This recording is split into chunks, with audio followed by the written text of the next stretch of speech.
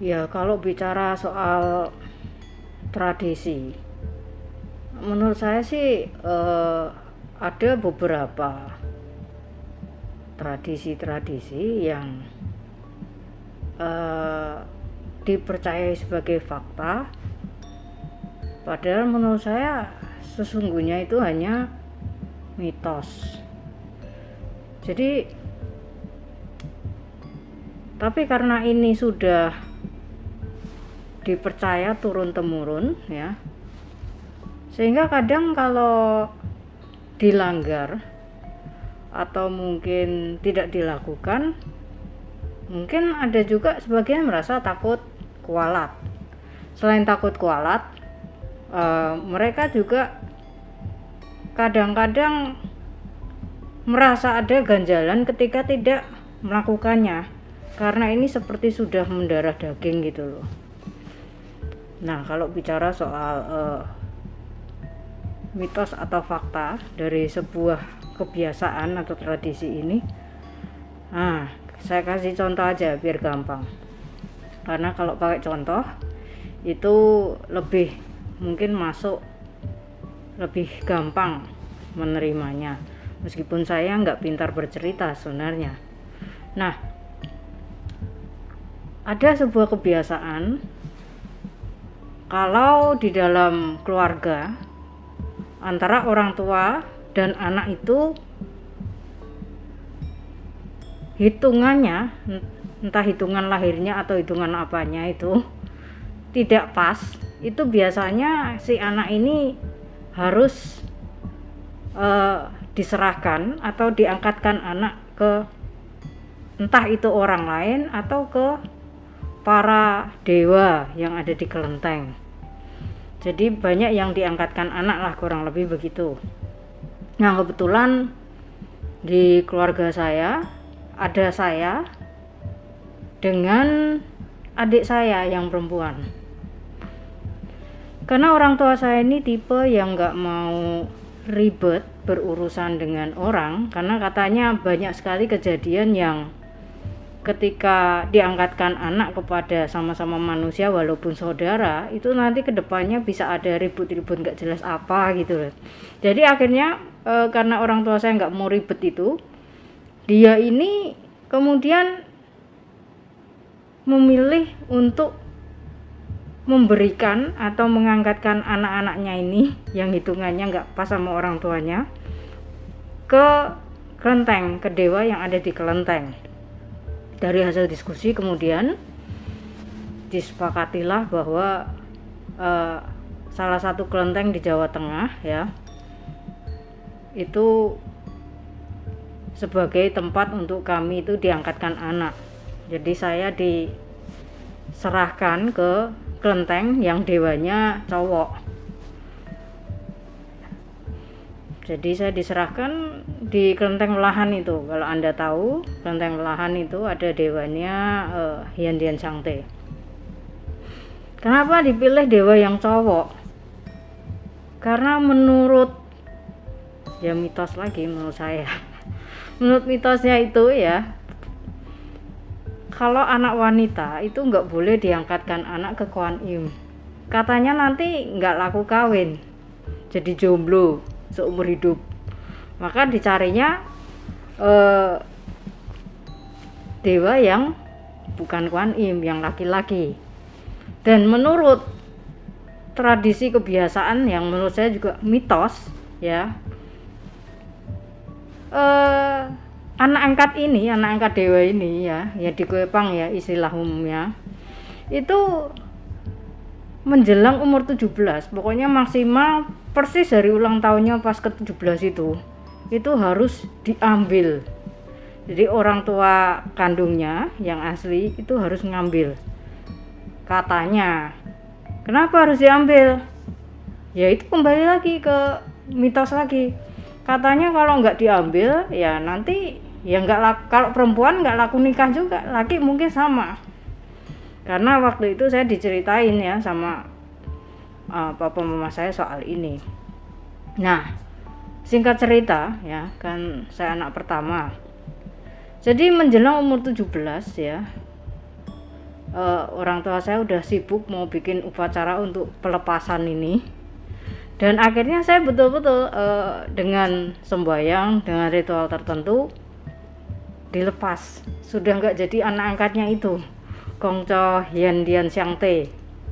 Ceritanya begitu kan, dengan harapan supaya ya anak perempuannya ini ya saya itu hidup normal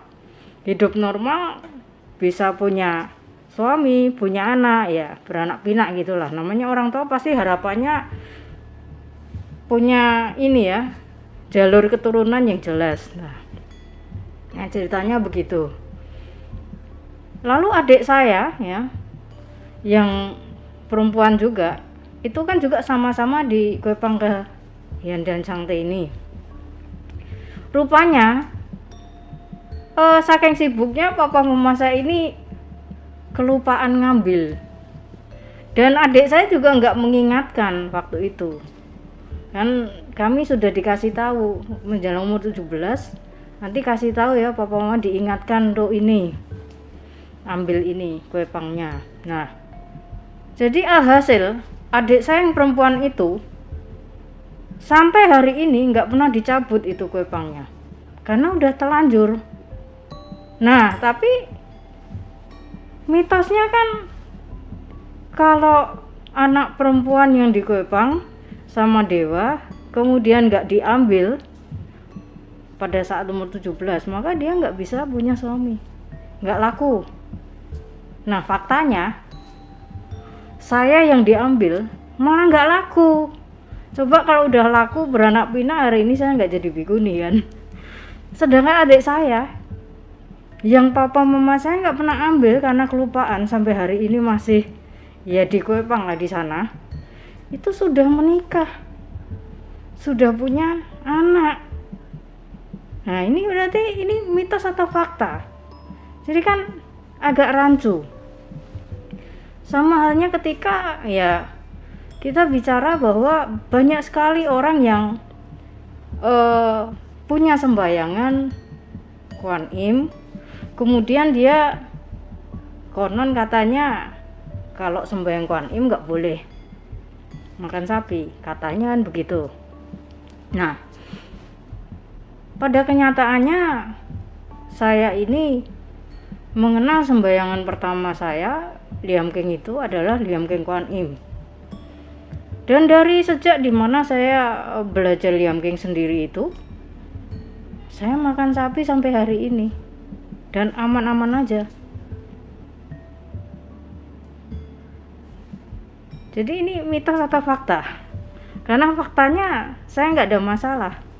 Nah tapi nanti kalau dikait-kaitkan ini gara-gara si ayah sembahyang Kuan Im makanya jadi bikuni, saya pikir nggak perlu dikait-kaitkan ya.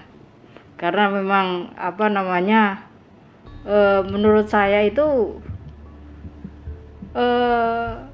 setiap manusia itu ada kesukaan, ada jalan hidup yang memang dia inginkan untuk ditempuh.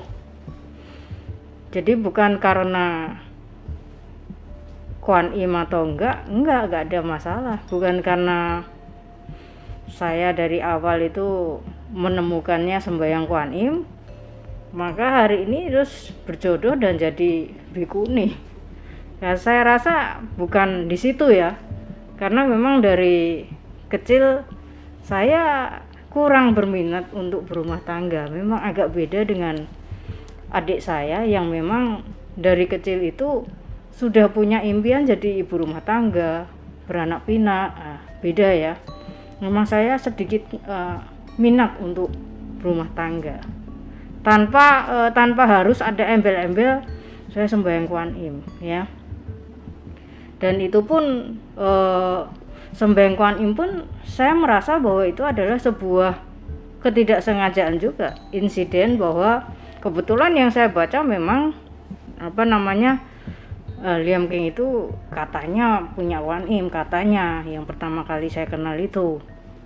Nah jadi ini kita kembali ke bagaimana kita dengan bijaksana menyikapi setiap mitos-mitos yang ada, yang sering dikatakan tradisi. Ada tradisi yang memang fakta mungkin, tapi ada juga yang mitos-mitos yang kemudian dilekati dan akhirnya yaitu ketika nggak dijalankan jadi merasa bersalah, sehingga akhirnya ketika sudah sampai ke anak-anak muda ya, tradisi-tradisi ini menjadi luntur karena apa? Karena nggak masuk logika dan nggak bisa dipercaya, maksudnya keakurasiannya. Maka akhirnya ya banyak anak-anak yang orang tuanya keyakinannya apa, anaknya keyakinannya apa. Karena orang tua sendiri nggak bisa menjelaskan kenapa harus begini, kenapa harus begitu. Dan saya pikir untuk hal-hal yang memang sesungguhnya nggak ada hubungannya dengan kehidupan kita dan manfaatnya juga nggak terlalu ada, ya untuk apa sih ya dilestarikan, itu pandangan saya ya. Karena tapi itu kembali ke hak masing-masing ya. Memang ada sebagian orang yang merasa budaya-budaya yang mungkin tanpa aneh itu bisa dilestarikan, tetapi saya yakin kalau memang ini tidak bisa dijelaskan dengan jelas kepada anak cucu, cepat atau lambat ini juga akan hilang dengan sendirinya. Karena makin kedepannya manusia semakin modern, semestinya yang namanya ketahayulan atau mitos itu akan berkurang dengan sendirinya.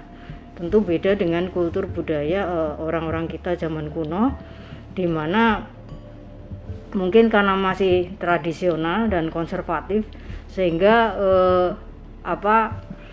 daya mungkin ya daya ininya rasional dan penalarannya agak beda. Dan karena zaman dulu ini mungkin tingkat pengetahuan dan teknologinya juga beda ya, menurut saya itu ya. Sehingga ya kembali ke diri masing-masing juga sih. Tapi bagi saya sih segala sesuatu, apakah itu ajaran, kemudian tradisi, atau apapun yang saya serap, biasanya saya harus analisa dengan jelas dulu, kemudian bila perlu dibuktikan dulu, baru akhirnya diputuskan untuk dilestarikan atau tidak. Dan harus jelas dulu buat saya manfaatnya apa gitu ya. Jadi bukan hanya sekedar ikut-ikutan ya. Kalau memang hanya diangkatkan anak seperti tadi di Guepang, nggak ada masalah, itu kan hal baik. Tetapi urusan dengan harus dicabut ini, kalau nggak dicabut nanti kemudian bisa nggak laku nikah atau apa gitu mungkin, atau mungkin hidupnya bakal apa, ini kan secara nggak langsung ini nakut-nakutin si anak ya. Seperti adik saya ketika sudah telat nggak jadi dicabut kan karena lupa, itu adik saya sempat ada sebuah ketakutan bahwa aduh nanti gimana kalau aku nggak laku kawin ini, terus nggak bisa punya anak dan sebagainya. Jadi adik saya ketakutan, ini kan jadi jelek ya secara psikologi ya. Jadi saya bilang sama adik saya, udah nggak usah tahayul, setiap orang itu ada jalan hidupnya masing-masing, kita buktikan. Kamu kan dari kecil cita-citanya memang menikah ya, nanti ketemu jodoh. Nah, kecuali dari kecil cita-citanya nggak menikah, ya pasti jodoh yang ada pun misalnya punya jodoh pun juga nggak tertarik. Itu yang saya sampaikan waktu itu ke adik saya, dan faktanya memang adik saya ini menikah dan sudah punya anak. Nah, padahal dia sampai hari ini masih di Guepang. Jadi ya itu menurut saya jadinya faktanya itu berbeda dengan mitos yang ada.